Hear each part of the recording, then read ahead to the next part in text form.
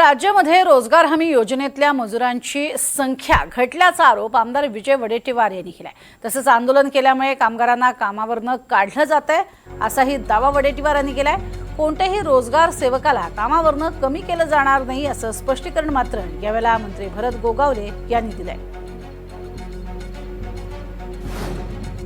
तुम्हाला पैसे दिले नाहीत,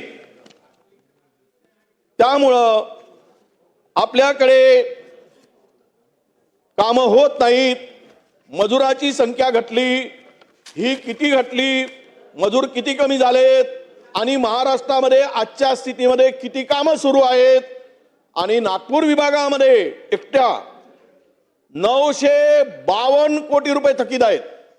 नागपुरातील फक्त नागपूर विभागात मजुरांचे पैसे मिळालेत, पण स्किलचे पैसे मिळाले नाहीत। म्हणून माझा प्रश्न एवढाच आहे की तुम्ही ही योजना चालू ठेवणार की नाही, आणि केंद्र सरकार जर पैसे देत नसेल प्रस्ताव पाठवून, तर ही योजना राज्यात सुरू ठेवायसाठी आणि मजुरांच्या हाताला काम देण्यासाठी राज्य सरकार आपल्या तिजोरीतून पैसे करून खर्च करून ही योजना चालू ठेवणार आहे का, पहिला प्रश्न। आणि दुसरा की जे आंदोलन केले रोजगार सेवकांनी त्यांना परत कमी कामावर घेणार आहात का?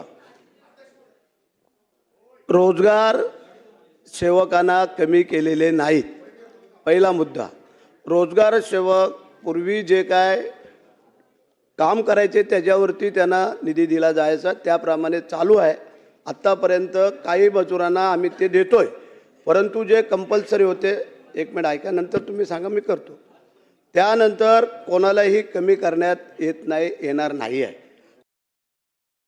मंत्री महोदय